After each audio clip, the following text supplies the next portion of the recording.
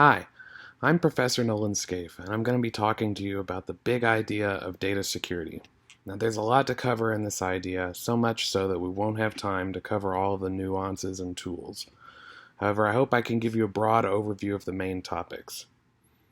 Now, data is ubiquitous today, and it's not only the data that you create, like your photos. For example, your cell phone provider can and likely does store the location of your phone at all times.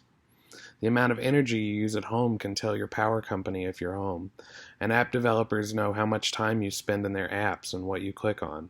Now, this data has value, and in many cases, it's the only irreplaceable aspect of a computer. It's worth taking some time to think about this. If your computer stopped working today, you could likely repair or replace it. But if your photos were deleted, would you be able to get them back? Many people would not.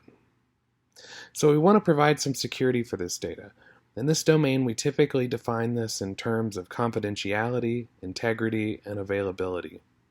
For each of these, we could also provide some context about the data, specifically whether it's at rest, meaning that it's in storage somewhere waiting to be used, or in motion, meaning that it's in the process of being moved between two things. Now, when we talk about confidentiality, we're talking about preventing some unauthorized party from viewing some data. And the first thing we want is access control.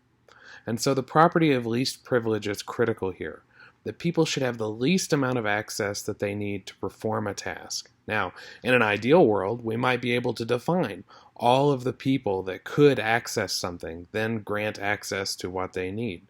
But in practice, this is a monumental task. And it implies, too, that no one will try to subvert our system. So the tool that we typically use for managing confidentiality is encryption. Now, encryption comes in two general categories, symmetric and asymmetric. And both of these are useful for different things. Think about the key to your home. Is everyone's key the same? This is the idea behind symmetric encryption. The same key can both encrypt and decrypt some data. This process is very fast, and we use this when we need speed. But using our home example, however, let's assume you come home, something is missing, and no one appears to have broken in. So who took it? Since everyone uses the same key, it's hard to say. And since anyone that you gave a copy of the key to could have themselves copied it and given it to somebody else, there's no way to know how many keys exist or who has them. And so the problem here lies not in that the encryption itself is bad or broken, but that managing keys is hard.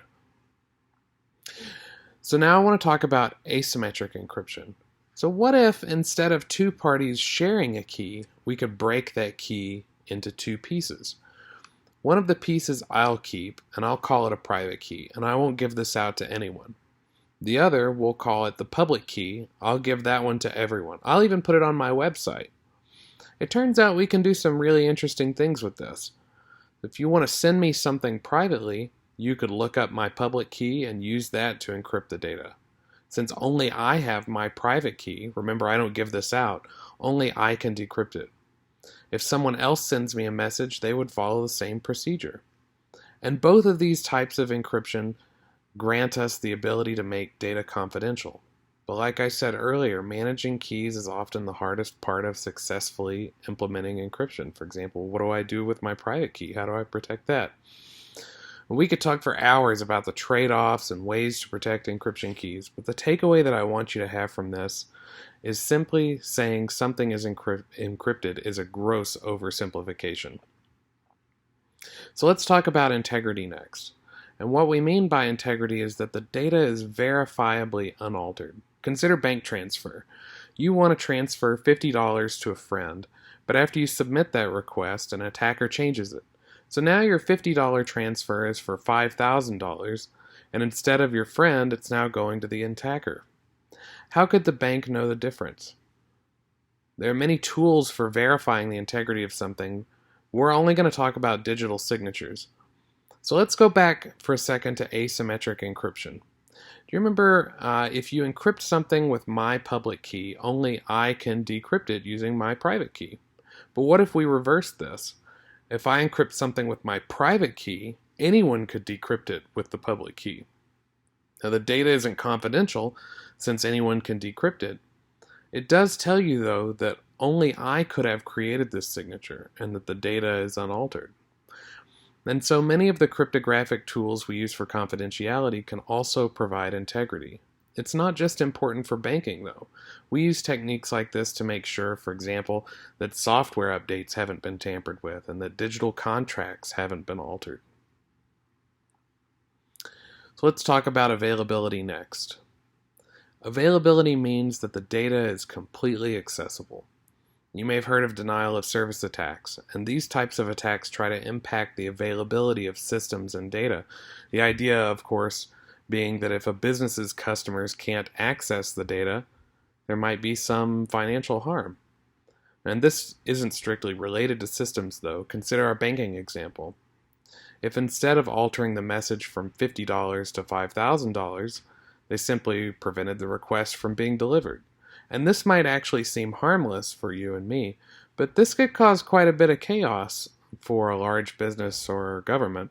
If, for example, a military installation sent a message every day that says, "We're here and we're okay," and one day that message never arrived, it's not hard to see how this might cause a problem. Every system has to handle availability a little differently. When we build systems, the best practice is to consider what would happen if any piece of it is offline or experiences delays. With data, for example, we might consider having multiple copies in different locations. Or we could use other methods to make data recoverable if some of the bytes are missing. Ultimately, all of these come down to risk and risk acceptance. And as you'll see in the Risk Big Idea video, securing systems and data is ultimately about making trade-offs. For availability, for example, storing 2 copies of every file means that your storage costs are doubled.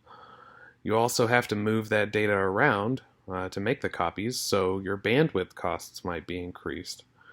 On the other hand, maybe that data is not important enough that the cost of losing it is less than these storage and network costs.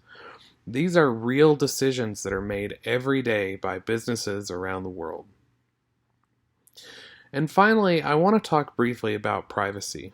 So we live in a world where more data is created and stored about us every day. And many people feel they don't have anything to hide, so privacy is not important. However, I suspect none of these people would allow strangers into their homes to sift through their belongings. So why is it important?